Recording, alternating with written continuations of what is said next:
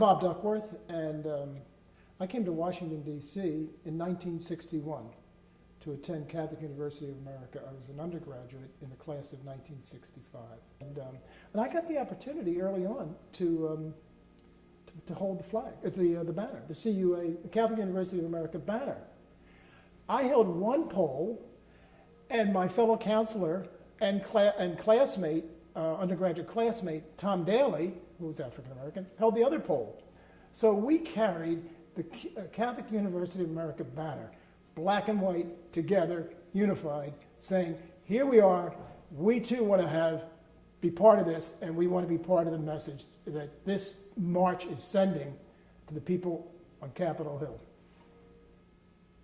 So we have, in the front of this, we have the counselors of St. Joe's.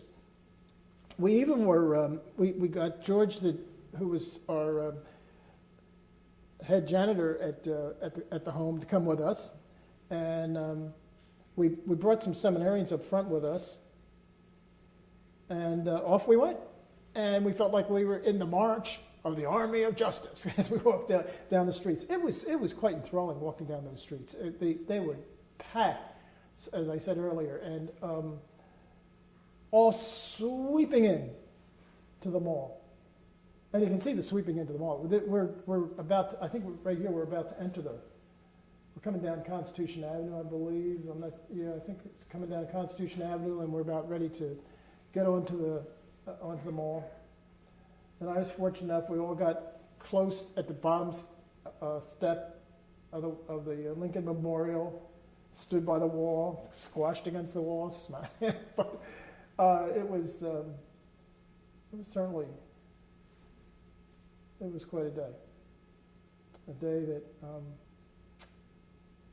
changed my life, and I'll always, just can't forget it. I was driven by, and always from 1961 on, President Kennedy. And that was a message that resonated, the message to do for others, stand up, be committed. I think when part of looking through the prism of the time, Vatican II was at that time. And Vatican II was talking about the church opening its window to the world. And here was one, and in opening the window to the world, here was one opportunity for us to become involved. As a person of faith, the most important thing for all of us is what we preach in terms of love of our fellow human being. And that's what drives my faith as much as anything. It's a very difficult challenge to be able to reach out and get involved in something like a march to show that, this isn't just words. We're actually literally walking the walk for our fellow human being. And what better example of expressing your faith than to do something like that? Well, I think a lot of it had to do with my involvement at St. Joe's Boys Home.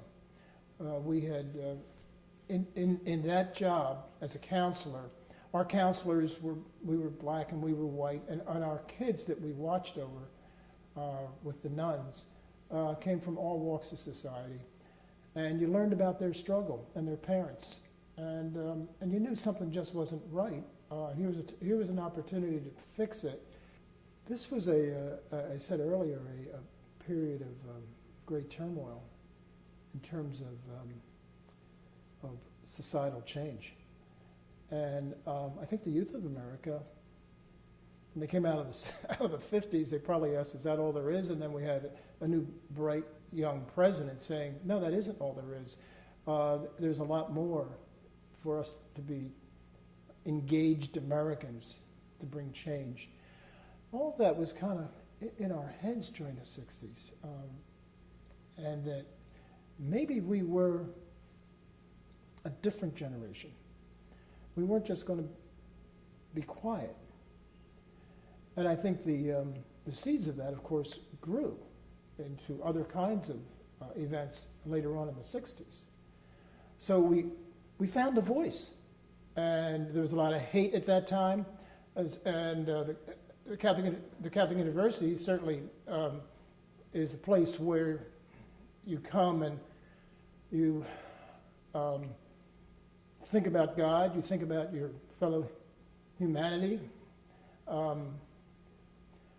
And if it doesn't happen here, I mean, where is it going to happen? So we had to get involved. That was such an important event to be present in, for us to show that, there is the concern of social justice out there, and Catholic University is on the forefront of that challenge. I feel privileged to have been a student at this school, and this is not a commercial. I really feel privileged to have been here because it gave me the opportunity of a lifetime, my education, and part of that education was this march. This march on Washington and my study of political science was a critical piece of my education. And Catholic University, because it was so desirous of getting into this march and participating in this march, allowed me to do that. And for that, I'll be eternally grateful. It just was a crescendo. You felt each day getting closer and closer to August 28th.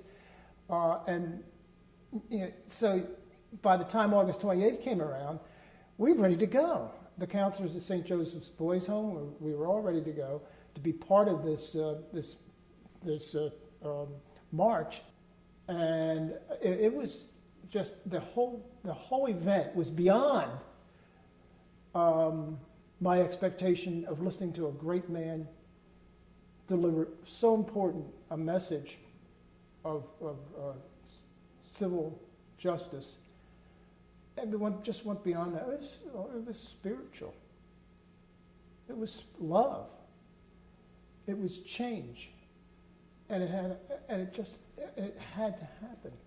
It was beyond representing your university. You were representing, again, a message of freedom. Where we are today with our black president would not have happened if August 28th, 1963 had not happened. I can tell you that. That galvanized, that brought together the entire sweep of the civil rights movement from the 50s to that point. And from that point on, we were making legislative change in this country. We were changing policy. Those people that organized the march, they were changing the face of America and the future of America. That galvanized. It was the cauldron out of which was forged where we are today. So that march, it was not just historic. It was cultural changing. It was attitudinal changing. It recognized what the true words of the Declaration of Independence meant. And we fought a civil war, and then we went through Reconstruction, and then we went through this period of Jim Crow segregation, and it went all the way up to 1950s, for goodness sakes. It's time for change, and we knew we were part of that.